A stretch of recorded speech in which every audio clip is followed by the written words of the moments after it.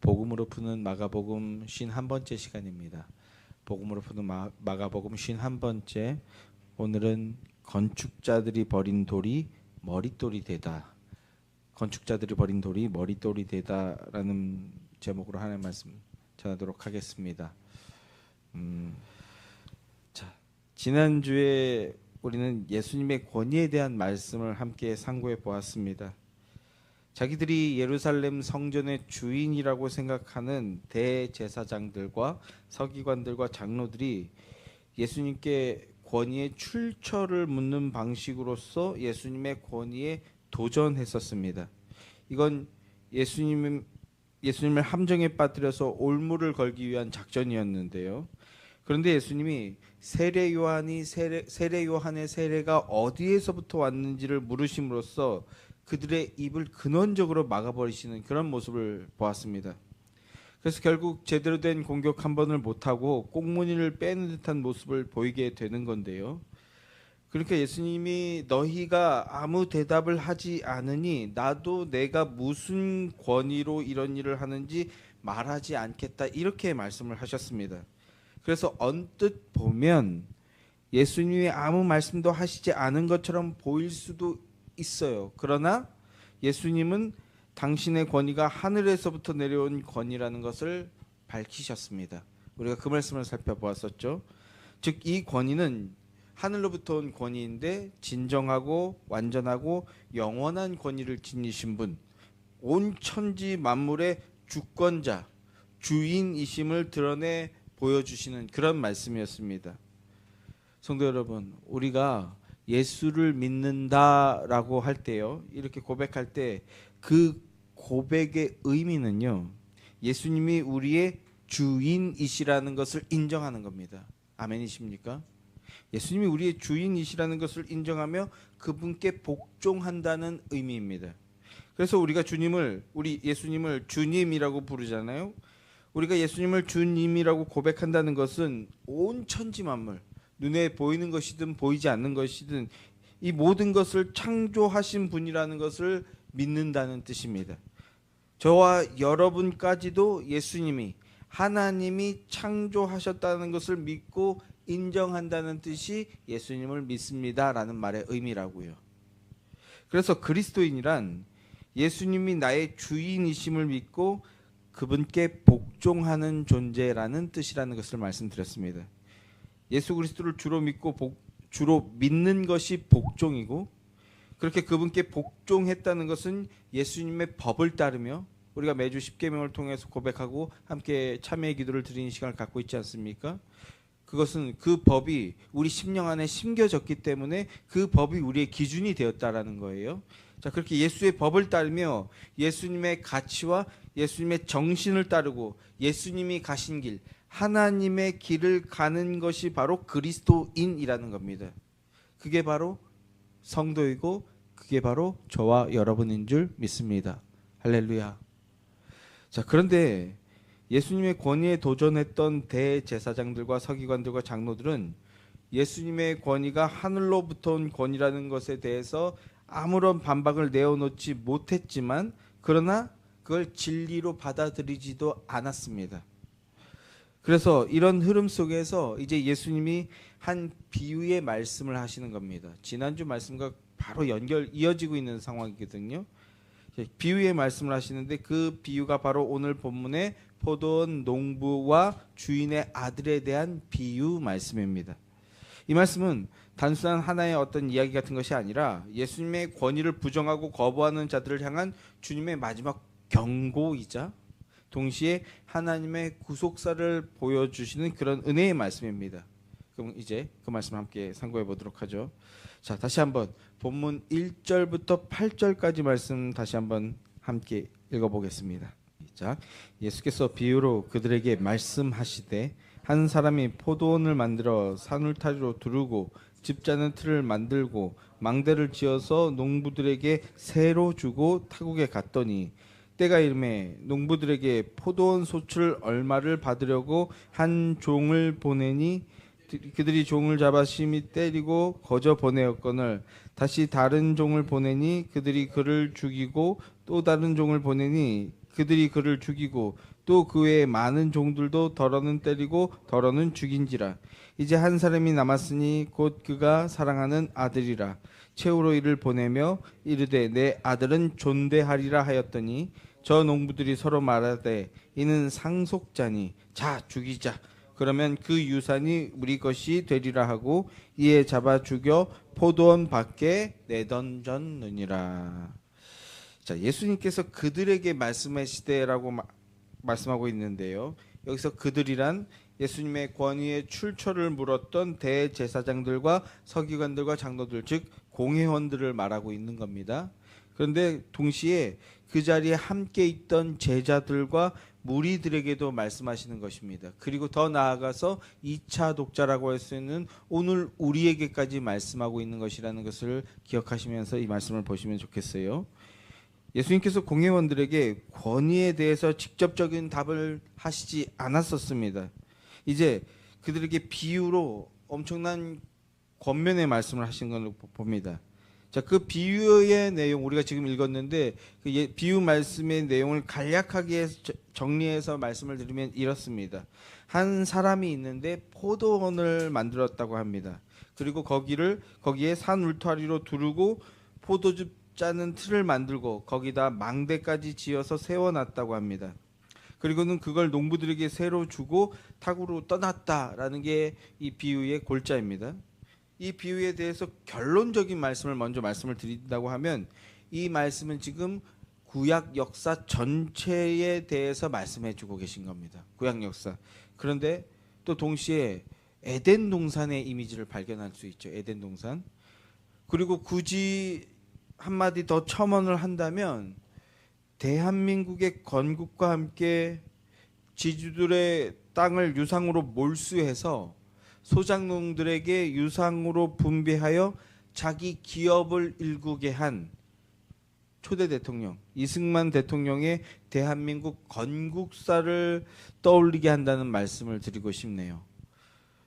평생을 전부터 평생을 노예로만 살아오던 이 가난한 소작농들에게 한 사람이 내 땅이라는 이 기업의 소망을 가지게 하고 자유를 누리는 속에서 내가 열심히 노력한다면 내 땅을 가질 수 있다. 나도 떵떵거리며 살 수 있다라는 자신의 삶과 기업을 일굴 수 있게 하는 위대한 건국 사업이 바로 이승만 대통령이 했던 토지 유상 몰수, 유상 분배 사건이었습니다. 그래서 대한민국은 열심히 수고하고 노력하면 누구든지 잘 살 수 있는 기회가 열린 나라, 자기의 것을 일굴 수 있는 그 개인의 재산과 시장 경제를 가진 자유민주공화국이 될 수 있게 된 건데요. 근현대사에서 인류의 근현대사에서 이렇게 이것이 대성공을 이룬 케이스는 사실상 유일하다고 말씀드릴 수 있어요.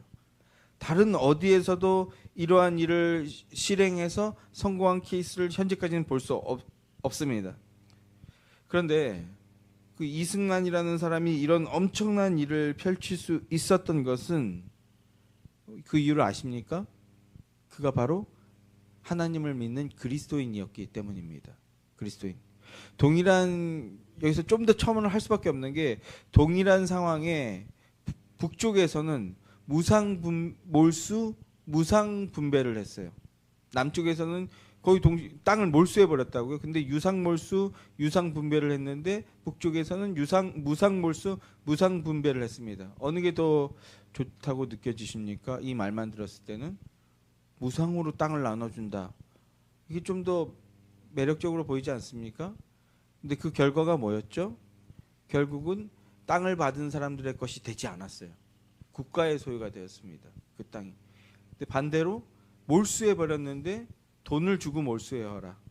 비정상적인 금액이었어요. 몰수 당하신 분들이 직접 나와서 오늘날도 얘기하시는데 비정상적인 합리적이지 않은 금액이었는데 몰수당해서 이 나라가 살았다.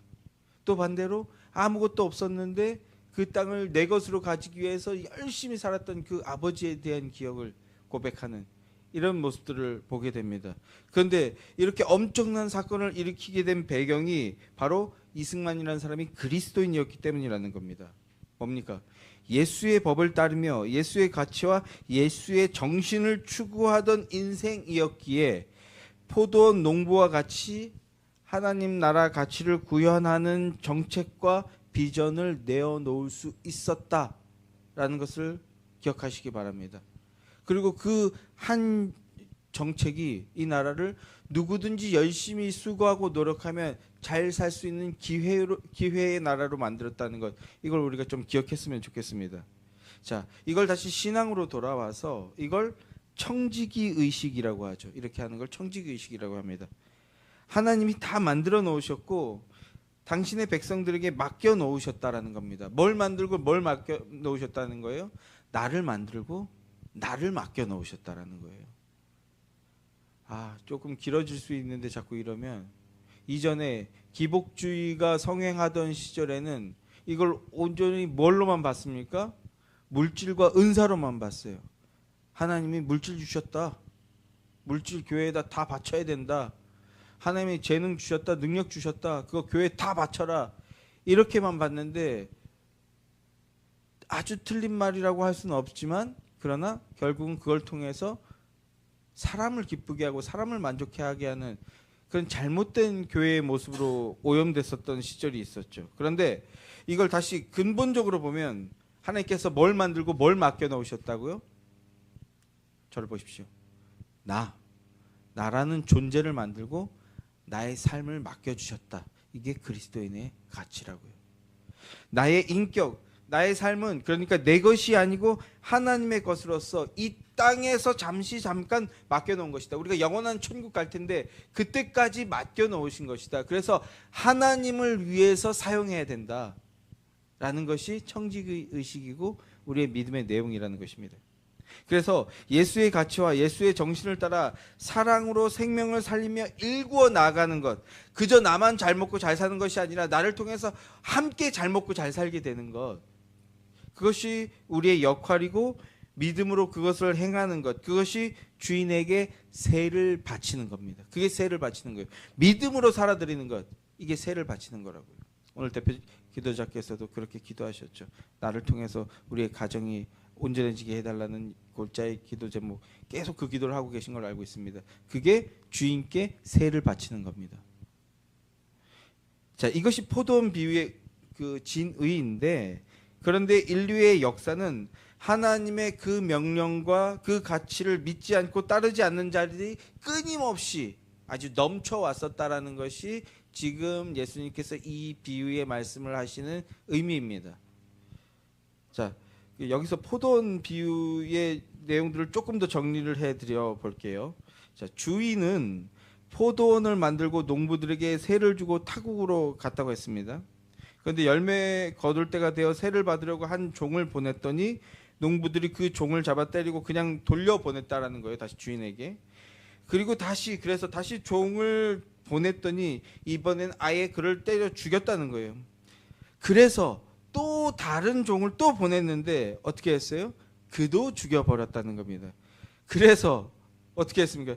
또 다른 종을 보냈는데 그랬더니 또 때리고 또 죽이고 했다는 겁니다. 자, 인간적으로 생각해 보면 이미 그 첫 번째 종 보냈을 때 그때 다시 막 새를 거부하고 때려서 돌려보냈잖아요. 제 개인적인 생각으로는 그 농부들 다 박살내버리고 내가 주인이라면 포도원도 아예 폭발시켜 버렸을 것 같은데, 그런데 이 땅의 주인은 어떻게 했다고요? 계속해서 보내고 또 보내고 오래 참는 모습을 보여주고 기회를 주는 모습을 보여주었습니다. 그런데 그 포도원 농부들은 계속해서 세를 받으러 오는 그 종들을 때리고 죽이고 했다는 거예요. 그런데 또 여기서 그치지 않고 그 주인이 마지막으로 누구를 보냅니까? 이제 마지막으로 보내는 건데 누구를 보냈어요? 그가 사랑하는 아들을 보냈습니다. 그 아들은, 내 아들은 존대하리라 여기면서 아들을 보냈다는 거예요. 그런데 농부들이 그 아들을 보고 어떻게 반응했다고요? 이는 상속자니, 자, 그를 죽이자. 그러면 그의 유산이 우리의 것이 될 것이다 라고 하면서 잡아 죽이고 포도원 밖으로 내던졌다라고 비유의 말씀을 하시는 겁니다. 이것이 예수님이 말씀하신 비유의 말씀입니다. 이렇게 말씀하신 다음에 예수님이 이제 질문하세요. 포도원 주인이 어떻게 하겠느냐? 그리고는 그들을 진멸하고 다른 농부들에게 줄 것이다. 이렇게 말씀하십니다. 자, 본문 9절부터 17절까지 말씀 함께 읽겠습니다. 함께 시작. 포도원 주인이 어떻게 하겠느냐? 와서 그 농부들을 진멸하고 포도원을 다른 사람에게 주리라. 너희가 성경에 건축자들이 버린 돌이 모퉁이의 머릿돌이 되었나니 이는 주로 말미암아 된 것이요 우리 눈에 놀랍다함을 읽어보지도 못하였느냐 하시니라.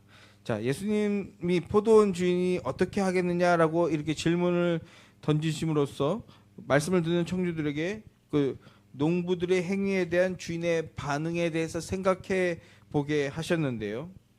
여기서 먼저 예수님이 하신 그 말씀하신 비유 안에서 그것들이 상징하고 있는 것들이 뭔지 좀 정리를 하고 계속 말씀을 좀 이어가 볼게요. 자, 포도원 주인은 누굽니까?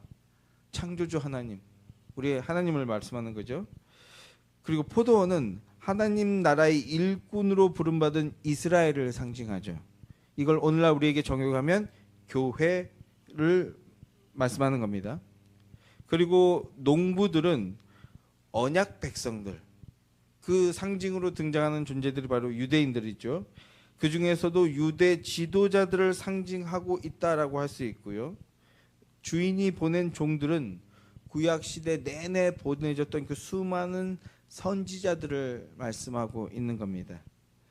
또 산 울타리로 두른다는 것은 이 에덴 동산이라는 것도 울타리 쳐진 정원이라는 이런 의미를 가지고 있는데 그 의미가 뭡니까?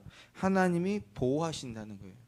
하나님이 이렇게 품고 섭리와 보호하심으로 이스라엘 백성들을 지키고 있었다라는 것을 산 울타리로 말씀하고 계신 것이고, 포도즙 짜는 틀은 언약을 말씀하시는 겁니다. 언약 안에 있는 자들이 기쁨을 누리게 된다는 그런 의미이고요.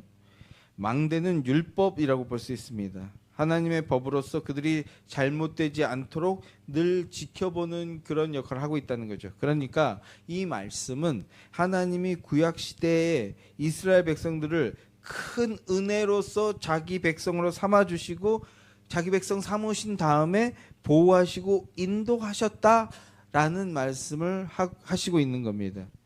그런데 종들을 보냈다고 하는데 농부들이 그들을 어떻게 했다고요? 다시 말해서 하나님께서 선지자들을 보냈는데 이스라엘 백성들이 그 선지자를 어떻게 했습니까? 때리고 죽였다는 겁니다. 돌로 쳤다는 겁니다.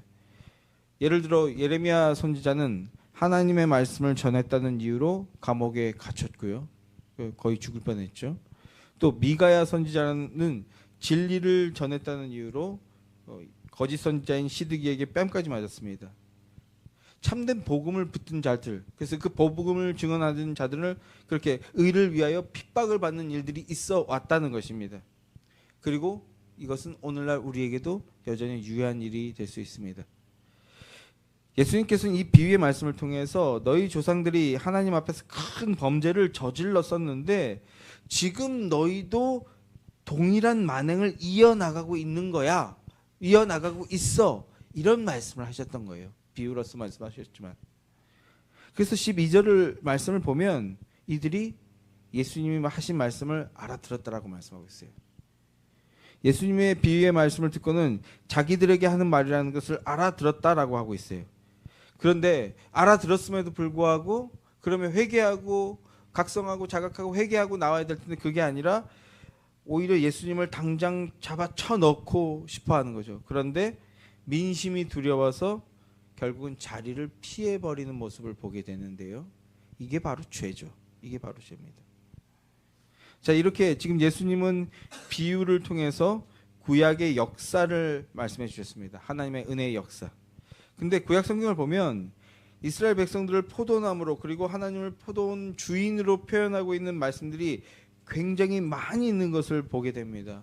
여러 군데에서 이 말씀을 이미 하셨고 그래서 예수님이 포도원을 근거로 말씀을 하신 것이고 그러니까 이 공회원들이 그 말씀이 우리를 공격하는 말이구나라고 알아들을 수 있었다라는 거예요. 우리 그러면 그 중에서 한 곳만 함께 살펴보겠습니다. 이사야서 5장 1절부터 7절 말씀입니다. 합독합시다. 시작. 나는 내가 사랑하는 자를 위하여 노래하되 내가 사랑하는 자의 포도원을 노래하리라. 내가 사랑하는 자에게 포도원이 있으며 심히 기름진 사내로다. 땅을 파서 돌을 제하고 극상품 포도나무를 심었도다. 그 중에 망대를 세웠고 또 그 안에 술틀을 팠도다. 좋은 포도 맺기를 바랐더니 들포도를 맺었도다. 예루살렘 주민과 유다 사람들아 구하노니 이제 나와 내 포도원 사이에서 사리를 판단하라. 내가 내 포도원을 위하여 행한 것 외에 무엇을 더 할 것이 있으랴. 내가 좋은 포도 맺기를 기다렸거늘 들포도를 맺으면 어찌 됨인고. 이제 내가 내 포도원에서 어떻게 행할지를 너희에게 이르리라. 내가 그 울타리를 걷어 먹힘을 당하게 하며 그 담을 헐어 짓밟히게 할 것이요 내가 그것을 황폐하게 하리니 다시는 가지를 지름이나 북을 돋우지 못하여 찔레와 가시가 날 것이며 내가 또 그들에게 명하여 그 위에 비를 내리지 못하게 하리라 하였으니 무릇 만군의 여호와의 포도원은 이스라엘 족속이요 그가 기뻐하시는 나무는 유다 사람이라. 그들에게 정의를 바라셨더니 도리어 포악이요 그들에게 공의를 바라셨더니 도리어 부르짖음이었도다. 자, 1절 말씀부터 보시면 나는 내가 사랑하는 자를 위하여 노래하되 내가 사랑하는 자의 포도원을 노래하리라 라고 하고 있는데요. 하나님이 당신의 백성들을 사랑하고 기뻐하셔서 노래하신다라는 겁니다. 이 땅을 파서 돌을 제하고 극상품 포도나무를 심었도다 하십니다. 하나님께서 당신의 백성들을 약속의 땅, 구약 역사죠. 약속의 땅 가나안으로 인도하시고 들여보내셨는데 그건 주님과 함께하게 됐다라는 의미를 갖고 있는 거예요. 그 땅 자체가 중요한 게 아니라 약속의 땅에 들어갔다는 건 이제 주님과 함께 연합한 존재가 되었다라는 의미입니다. 그 땅에 들여보내기 위해서 그 전에 먼저 거기에 살고 있던 이방 주민들과 악한 모든 것들을 다 물리치신 다음에 그런 다음에 이스라엘 백성을 집어넣으셨습니다. 그래서 그때 그 모습을 보시면서 극상품 포도나무와 같이 최고의 모습으로 만들었다. 이렇게 그 집어넣은 것을 이렇게 지금 말씀하고 있는 겁니다. 또 2절 후반에 보면 그 중에 망대를 세웠고 또 그 안에 술틀을 팠도다. 좋은 포도 맺기를 바랐더니 아주 좋은 여건으로 만들어 놓으시고 하나님과 함께 할 수 있는 상황을 만들어 놨는데 어떻게 됐다고요? 극상품 포도나무로 집어넣었는데 들포도를 맺었도다 라고 합니다. 하나님이 은혜를 풍성하게 부어줬으니까 이제 하나님 백성으로서 거룩하고 신실하게 살아가기만 하면 되는데 그런데 어떻게 됐다고요? 극상품 포도나무가 들포도를 맺었다라는 거예요. 들포도. 하나님의 백성이라는 이 정체성을 그리고 하나님 백성이라는 본분을 망각하고 잃어버렸다라는 거예요.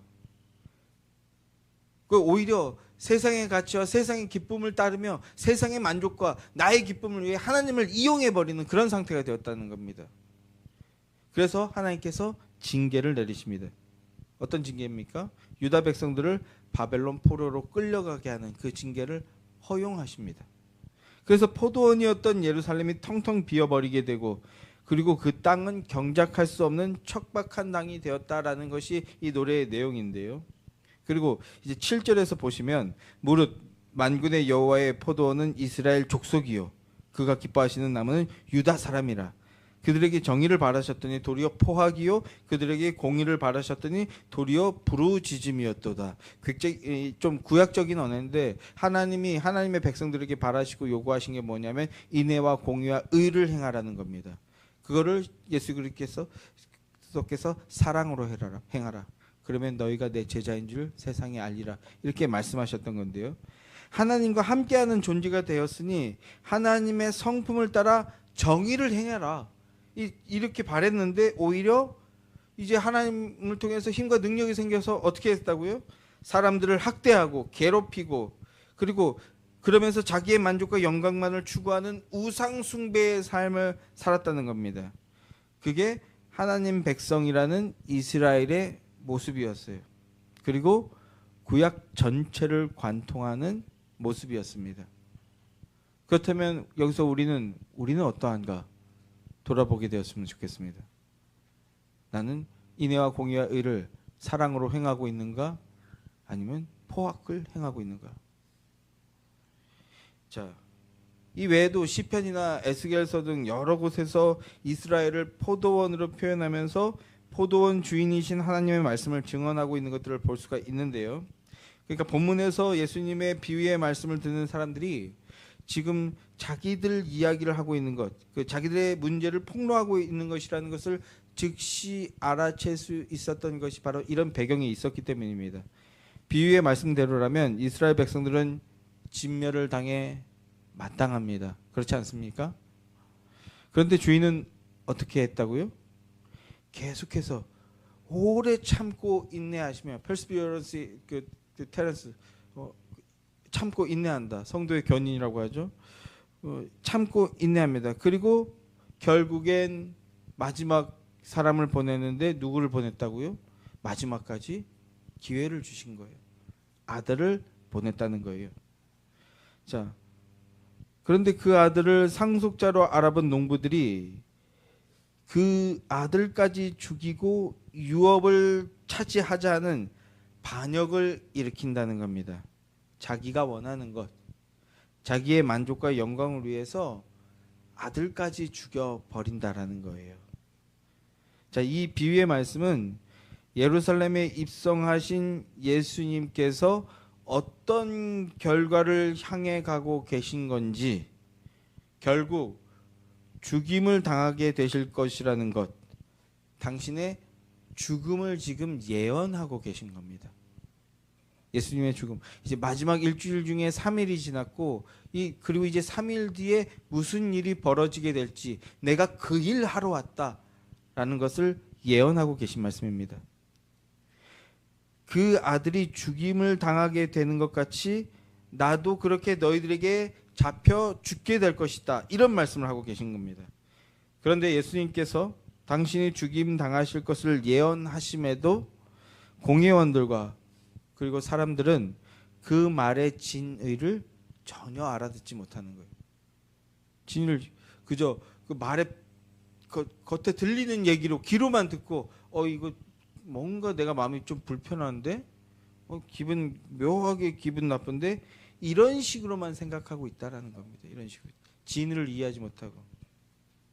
자, 그래서 그런 이들을 향해 예수님께서 결론의 말씀을 하시는데 그 결론이 뭐냐? 자, 본문 9절부터 12절까지 말씀 다시 한번 또 한번 읽죠. 함께 시작. 포도원 주인이 어떻게 하겠느냐? 와서 그 농부들을 진멸하고 포도원을 다른 사람에게 주리라. 너희가 성경에 건축자들이 버린 돌이 모퉁이의 머릿돌이 되었나니 이것은 주로 말미암아 된 것이요 우리 눈에 놀랍다함을 읽어보지도 못하였느냐 하시니라.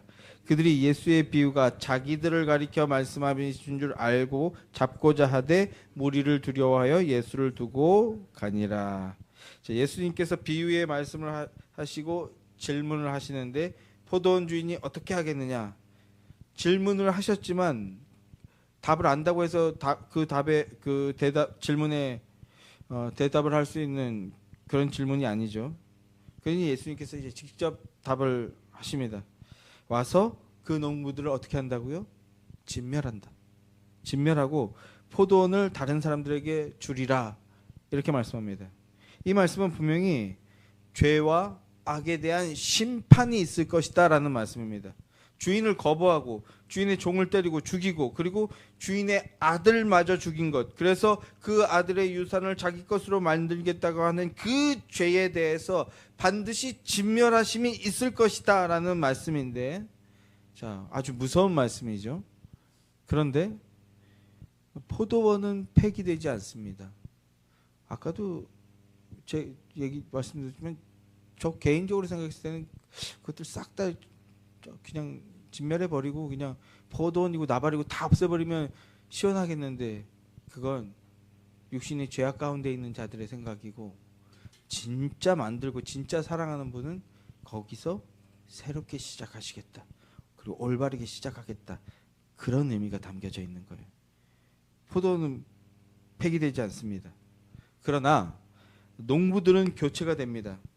하나님의 나라는 없어지지 않지만 그러나 그 나라를 자기 것처럼 여기며 거역하고 방종하는 자들은 결국 그 자리에서 쫓겨나게 된다는 겁니다.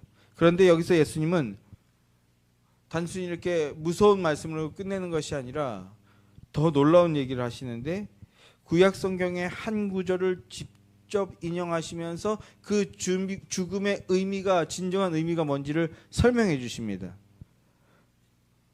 10절부터 보시면, 너희가 성경에서 건축자들이 버린 돌이 모퉁이의 머릿돌이 되었나니 이것은 주로 말미암아 된 것이요 우리 눈에 놀랍다함을 읽어보지 못하였느냐, 이렇게 말씀하시죠. 자, 이 말씀은요, 예수님이 하신 이 말씀은 시편 118편의 말씀입니다. 시편 118편의 말씀을 예수님께서 직접 인용하고 계신데, 근데 이 시편 118편은요, 예수님께서 예루살렘에 입성하실 때 있었던 일과 연관된 말씀입니다. 그래서 그 직접적인 구절을 우리가 예수님 예루살렘 입성하실 때 읽었었는데, 예수님 예루살렘에 입성하실 때 사람들이 뭐라고 환영하고 뭐라고 찬송했습니까? 호산나, 호산나라고 찬송했잖아요. 호산나 다윗의 자손이여 찬송하리로다, 주의 이름으로 오시는 이여라고 이렇게 찬송하면서 환영의 메시지를 던졌던 바로 그 내용이 담겨 있는 시편이 118편입니다. 그런데 그 시편 118편에 호산나, 우리를 구원하소서라는 이 내용과 함께 또 어떤 내용이 담겨 있느냐? 건축자들, 즉 유대인들, 유대인들이 오실 메시아를 배척할 것이라는 예언이 함께 담겨 있는 게 시편 118편입니다. 자, 이 시편 118편은요, 여호와께 감사하는 시편입니다. 다윗의 시인데, 다윗이 사울로 인해서 생명의 위협을 받고 그리고 수많은 어려움을 13년 동안 겪게 되죠. 그러나 결국 자신을 왕으로 세우시게 되는 그 하나님을 찬양하고 구원의 은혜를 고백하는 감사의 시편이 바로 시편 118편인데, 그런데 그러면서 자신을 왕으로 세워주신 그 구원의 은혜를 감사하면서 시를 하는데, 그러면서 오실 메시아, 구원의 메시아에 대해 예언을 하는 거예요. 좀 생뚱맞죠? 나가 왕되게 해주신 거, 어려움에서 견디고 인도하여 주신 거, 그래서 그것이 참되게 날 구원해 주신 거 감사합니다 라고 끝내도 괜찮을 것 같은데, 그러면서 무슨 노래를 하느냐? 오실 메시아에 대해서 예언을 하면서 감사를 고백하는 그런 시가 시편 118편인데요. 자, 우리 21절부터 23절까지만 그 내용이 담겨 있는 부분 한번 함께 읽어보겠습니다. 시작. 주께서 내게 응답하시고 나의 구원이 되셨으니 내가 주께 감사하리로다. 건축자가 버린 돌이 집 모퉁이의 머릿돌이 되었나니 이는 여호와께서 행하신 것이요 우리 눈에 기이한 바로다. 자, 구원을 요청했는데 수많은 어려움이 있었지만 결국 그 요청에 응답하여 주신 하나님의 은혜에 감사를 고백하면서 찬송하는 겁니다. 그런데 갑자기 건축자가 버린 돌이 집 모퉁이의 머릿돌이 되었다라는 예언적 고백을 합니다. 이게 무슨 말이냐? 구원의 은혜에 감사하는데 그 감사의 내용이 바로 내가 감사하게 될 수 있는 근거가 바로 이거라는 거예요. 어떤 거요? 23절 말씀에 보면 여호와께서 사람의 눈에 기이해 보일 정도로 놀라운 행위를 해 주신다는 거예요. 놀라운 행위를. 그게 뭐냐? 여호와의 구원이 어떻게 일어나게 되는 것을 보여주고 있는 건데, 다윗의 입장에서는 하나님께서 자기를 구원하셨습니다 라고 고백하는데 그 고백이 단지 자기에게로만 국한되는 것이 아니라 자기의 후손, 다윗의 후손으로 오실 메시아를 믿음으로 바라보게 하기 위해서 이 고백을 하고 있는 겁니다. 그러면서 건축자가 버린 돌이 집 모퉁이의 머릿돌이 되었다라고 해요. 여기서 이 건축자는 유대인들을 말합니다. 조금 더 깊게 들어가면 유대 지도자들이라고 적용할 수 있는데, 자, 유대인들을 건축자라고 표현하는 것은 하나님과 언약을 맺은 언약의 백성으로서 하나님 나라 건설에 쓰이는 하나님의 택자들이라는 것을 가리키기 위해서 건축자라는 표현을 하고 있는 겁니다. 그걸 적용하면, 이 시편을 우리에게 적용하면 저와 여러분도 하나님 나라를 세워 나아가는 그 역할로 부름을 받은 자들이기 때문에 내 인격과 내 삶과 내 가정과 내 직장이 하나님 나라로 세워지게 하기 위해서 우리가 부름을 받았기 때문에 적용적으로 한다면 저와 여러분들도 건축자라는 표현이 딱 맞게 되는 것입니다. 이해되시죠? 자, 그런데 그 건축자들이 그리스도를 배척하게 될 것을 예언하는데 오실 메시아를 배척하게 될 것을 예언하는 겁니다. 그래서 건축자들이 버린 돌이라는 표현을 하고 있는 겁니다. 자, 건축자들이 어떤 돌을 버렸냐? 어떤 건축을 하기 위해서 필요한 어떤 돌을 모퉁이 돌로 삼으려고 찾아다녔다는 거예요. 여기서 모퉁이 돌이라는 것은 벽과 벽을 연결하는 돌을 말하는 건데, 그래서 옛날에 돌을 쌓아서 짓게 되니까 이 돌을 구속사적 관점으로 보면 죄인과 하나님을 연결하는 역할, 바로 메시아 예수 그리스도를 말씀하는 거예요. 예수 그리스도. 아주 중요한 돌인 거죠.